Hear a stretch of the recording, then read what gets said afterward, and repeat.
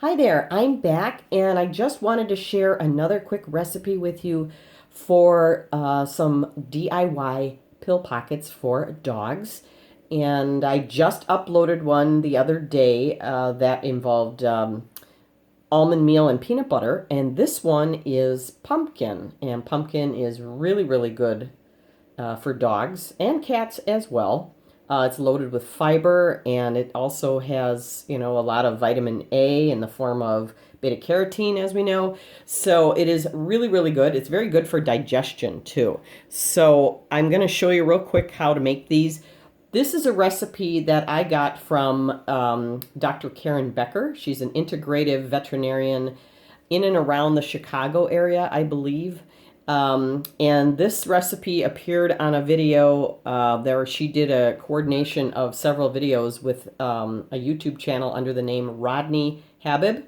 And I will put a link to his channel down below. They did a whole series of them in 2016 and maybe one or two in 2017, I'm not sure, about healthy homemade alternatives to everyday things and pet needs for your pets, and specifically dogs.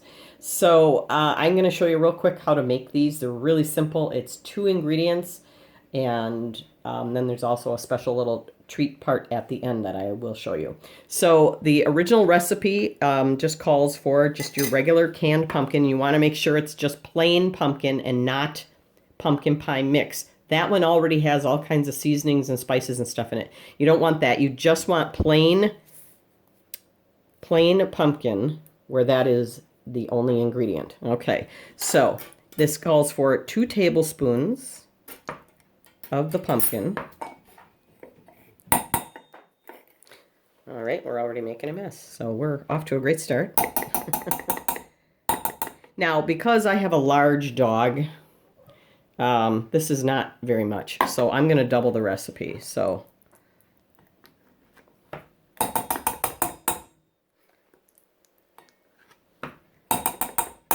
okay, so the original recipe is 2 tablespoons of the pumpkin puree to 1 teaspoon, not tablespoon, but teaspoon of plain unflavored gelatin powder. So because I doubled this is 4 tablespoons, I'm going to put in 2 teaspoons of the gelatin powder and just sort of sprinkle it on top. And gelatin is also very good for dogs. It's great for their joints and connective tissue, their fur, toenails. So we're just going to give this a quick mix. Just make sure that all that gelatin powder gets mixed in there so it dissolves. Excuse me. The nice thing about this recipe too is a lot of recipes, with baking or cooking, you have to dissolve the gelatin powder first in like cold liquid and then add it to hot liquid. You don't have to do any of that messing around with this. You just add it to the pumpkin, and the pumpkin is, it's cool, it's room temperature, so. All right, so then what I do is I just put this in the fridge for like 5, maybe 10 minutes just to firm up a little bit. So I will be right back. Okay. My pumpkin mixture is pretty well chilled, and it really only took about 5 to 7 minutes. All right, and in my last video I showed you how to do this with that little small cookie scoop. You can also do it with a melon baller, what I have here. You can see it's pretty small. It's probably maybe 1 inch across or so. And you just need something, to measure out an equal amount, and you just roll it into a ball. Now these are going to be quite a bit softer than the ones that were made out of the nuts and the peanut butter. And same thing, I'm just going to roll all these up and get them lined up on my pan.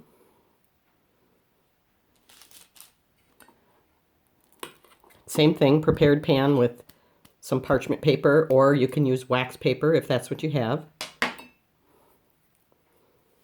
Let's see, with the scoop you have that little lever that you can push that sweeps it all out of there. So you just have to work a little to get that out of there.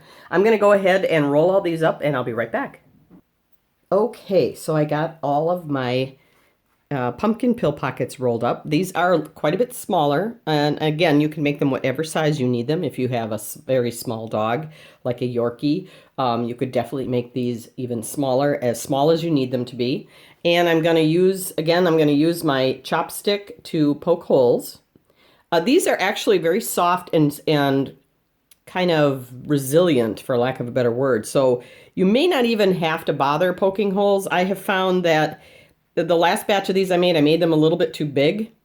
So I could shove 2 or 3 of his vitamins into one ball. And I only had one hole, and I was poking them everywhere, and they went in and stuck really well.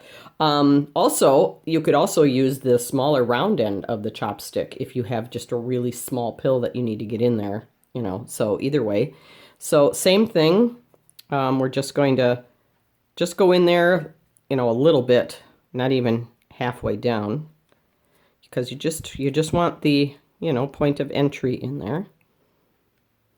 Hope you can see that there. Just like before with the peanut butter and almond. If you haven't seen that video, I will put a link to that down below as well. These go a little bit faster because you don't have to prepare the nuts first, or, well, there are no nuts, but you don't have to prepare the puree and everything. So this is pretty much it. You store them in the refrigerator. They get nice and firm, even firmer than they are now. However, when I gave this to my dog, Romeo, the first time, he just sort of looked at me real odd, like, what is that? And he wouldn't eat it, which is odd because he's not a picky eater at all. And I've mixed pumpkin puree into his breakfast almost every day for quite a while, for months. So I wasn't sure what was up with that. But apparently, if it has gravy on it, like from chicken or turkey or beef or something, then it's just fine. All by itself, he was a little weirded out by it. So here's a trick. If you make these and you can't get your dog, you can't get your dog to take it right away, I went ahead and pulled out my wedge of Parmesan cheese and grated it very, very finely on that side of the box grater that has those really sharp little edges sticking out. You know, rather than the long shreds, it makes more of a powdery texture like that. And then all I did was you just take this, and you don't even have to roll the whole thing. Just dip the very top of the pill pocket in the cheese like that, and that went right down without any problem. It had cheese on it. We were good to go. So, if you like my videos, please give me a thumbs up and subscribe so you don't miss any new uploads. Again, I will put links to Rodney's channel under my video, and Dr. Becker's recipes, and the recipe for this if you'd like to try it. And again, have a great day. Bye-bye.